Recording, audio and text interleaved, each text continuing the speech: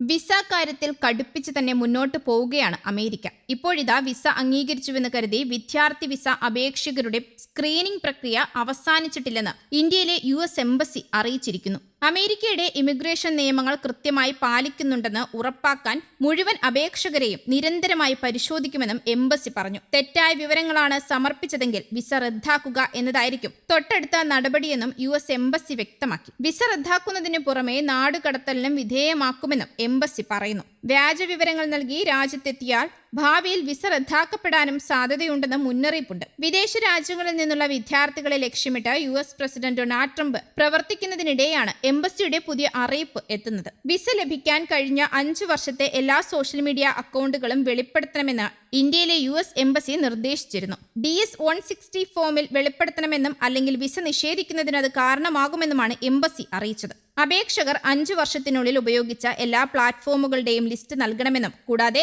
അപേക്ഷ സമർപ്പിക്കുന്നതിന് മുമ്പ് അവരുടെ അപേക്ഷയിൽ നൽകിയിരിക്കുന്ന വിവരങ്ങൾ സത്യമാണെന്ന് സാക്ഷ്യപ്പെടുത്തണമെന്നും നിർദ്ദേശമുണ്ടായിരുന്നു. ഇതിനു മുമ്പും US എംബസി സമാനമായ നിർദ്ദേശം പുറപ്പെടുവിച്ചിരുന്നു. പശ്ചാത്തല പരിശോധനയ്ക്കായി എല്ലാ വിദ്യാർത്ഥി വിസ അപേക്ഷകരോടും അവരുടെ സോഷ്യൽ മീഡിയ അക്കൗണ്ടുകൾ പരസ്യമാക്കാൻ ആവശ്യപ്പെടുകയായിരുന്നു. 2019 മുതലുള്ള വിവരങ്ങളാണ് അപേക്ഷകർ സമർപ്പിക്കേണ്ടത്. മെയ് 27-ന് ലോകമെമ്പാടുമുള്ള എല്ലാ കോൺസുലേറ്റുകളോടും പുതിയ വിദ്യാർത്ഥി വിസ അഭിമുഖങ്ങളും എക്സ്ചേഞ്ച് വിസിറ്റ് വിസകൾക്കുള്ള അപേക്ഷകളും നിർത്താൻ ട്രംപ് ഭരണകൂടം ഉത്തരവിട്ടിരുന്നു. അതേസമയം 2023-24 അധ്യയന വർഷത്തിൽ 1.1 ദശലക്ഷം വിദ്യാർത്ഥികൾ US സർവകലാശാലകളിൽ ചേർന്നിട്ടുണ്ട്. ഇത് അമേരിക്കയിൽ ഉന്നത വിദ്യാഭ്യാസം നേടുന്നവരിൽ 6% വരുമെന്ന് US ആസ്ഥാനമായുള്ള സർക്കാരിതര സംഘടനയായ ഇൻസ്റ്റിറ്റ്യൂട്ട് ഓഫ് ഇന്റർനാഷണൽ എഡ്യൂക്കേഷന്റെ കണക്കുകൾ സൂചിപ്പിക്കുന്നതായി സ്ക്രോളിൻ റിപ്പോർട്ട് ചെയ്തു. US സർവകലാശാലകളിൽ നിന്ന് ഉന്നത വിദ്യാഭ്യാസം തേടുന്നവരിൽ ഏറ്റവും കൂടുതൽ ഇന്ത്യൻ വിദ്യാർത്ഥികളാണ്. 2ാം സ്ഥാനത്ത് ചൈനയാണെന്നും റിപ്പോർട്ടിൽ പറയുന്നു. എന്നാൽ കോവിഡ് വ്യാപനത്തിന് ശേഷം ഇന്ത്യൻ വിദ്യാർത്ഥികൾക്ക്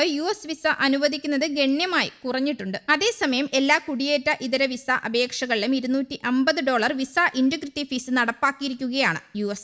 ഇതോടെ US വിസ അപേക്ഷിക്കുന്ന ഇന്ത്യൻ വിദ്യാർത്ഥികൾക്കും ടൂറിസ്റ്റുകൾക്കും ശരാശരി വിസ ചെലവ് 2.5 മടങ്ങ് വർദ്ധിക്കും. നിലവിൽ സാധാരണ US ടൂറിസ്റ്റ് വിസകൾക്ക് ഇന്ത്യയിൽ നിന്ന് അപേക്ഷകർക്ക് ഏകദേശം 16,000 രൂപയാണ് ഫീസ്. എന്നാൽ പുതിയ ഫീസ് കൂടി ഈടാക്കിയതോടെ ഇത് $472 അഥവാ 40,456 രൂപയാകും. വിസ അനുവദിക്കുന്ന സമയത്ത് നിർബന്ധമായും ഇത് നൽകണം. നയതന്ത്ര വിസയ്ക്കൊഴികെ tourist, business, student, work, exchange visa എന്നിവയ്ക്കെല്ലാം ഇത് ബാധകമാണ്. അതേസമയം ഈ വർധനവ് ഒരു സുരക്ഷാ നിക്ഷേപം പോലെയാണ്. വിസ കാലാവധി കഴിയുന്നതിന് 5 ദിവസത്തിനുള്ളിൽ അമേരിക്ക വിടുന്ന കാലാവധി നീട്ടുന്നതിനോ സ്റ്റാറ്റസ് പരിഷ്കരണങ്ങൾക്കോ അപേക്ഷിക്കാത്ത ആളുകൾക്ക് ഈ തുക റീഫണ്ട് ചെയ്യും. അതുകൊണ്ട് തന്നെ വിനോദസഞ്ചാരികൾക്ക് ഇത് നഷ്ടമാകില്ലെങ്കിലും അമേരിക്കയിൽ തുടരുന്ന വിദ്യാർത്ഥികൾക്കും പ്രൊഫഷണലുകൾക്കും ദീർഘകാലത്തേക്ക് ഈ ഫണ്ട് കിട്ടില്ല. പുതിയ ചാർജ് ആരംഭിക്കുന്ന 2026 മുമ്പ് അപേക്ഷകർ വിസ അപ്പോയിന്റ്മെന്റുകൾ നേടണമെന്നും നിർദ്ദേശമുണ്ട്. ജൂലൈ 4-ന് നിയമമായ US പ്രസിഡന്റ് ഡൊണാൾഡ് ട്രംപിന്റെ വൺ ബിഗ് ബ്യൂട്ടിഫുൾ ബില്ലിന്റെ ഭാഗമായ ഓംനിബസ് ആക്ട് പ്രകാരമാണ് പുതിയ വിസ നിയന്ത്രണം നടപ്പിലാക്കിയത്.